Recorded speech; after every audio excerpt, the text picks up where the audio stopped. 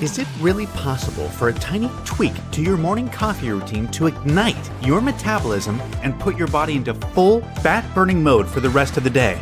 Check out the link in the video description now and transform your morning coffee into a metabolism-boosting super drink.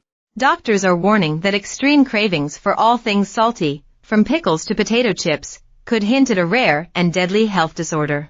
A 15-year-old girl from Toronto was admitted to the hospital after months of suffering unexplainable symptoms, including severe dizzy spells, fatigue, dehydration and insatiable cravings for salty snacks. It was not until the girl's doctor noted her unusually tan complexion and dark spots under her tongue that it became clear her adrenal glands had stopped working, a potentially fatal health crisis. She was eventually diagnosed with Addison's disease, a 1 in 100,000 disorder in which the adrenal glands do not produce enough hormones to regulate crucial minerals and hormones in the body, leading to nausea, abdominal pain, weight loss, salt cravings, and dark spots on the skin. Hyperpigmentation.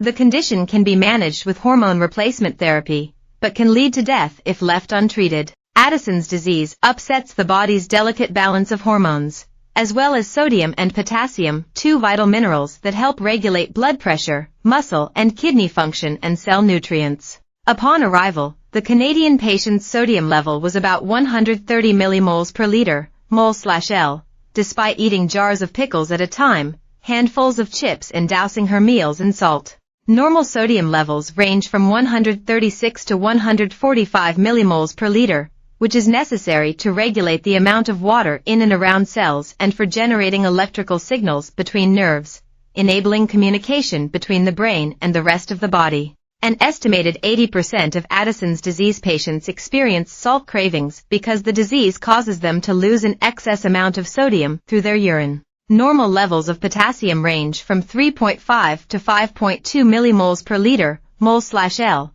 but the patient's level was reaching the high point of the range, at 5 millimoles per liter. Excessive potassium in the blood disrupts crucial electrical impulses that regulate the heartbeat. This makes the heart prone to abnormal electrical activity that raises the risk of a life-threatening irregular heart rhythm. At the same time, she had an unquenchable thirst despite drinking 3 liters of water every day.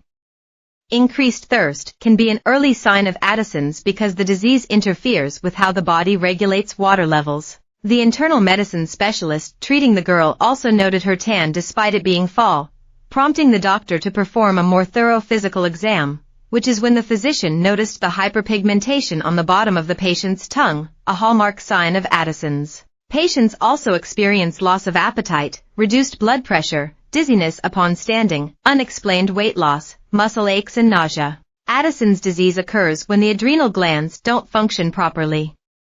These multi-layered glands sit atop the kidneys and each layer produces a different crucial hormone. The topmost layers produce aldosterone, a hormone that signals to the kidneys to hold on to sodium while signaling the release of potassium via urine. When the adrenal glands do not produce enough aldosterone, the sodium that enters the body via salty snacks leaves it just as quickly in the form of urine, leaving a person dehydrated, extremely dizzy, thirsty and craving even more sodium. The second layer produces cortisol, commonly referred to as the stress hormone.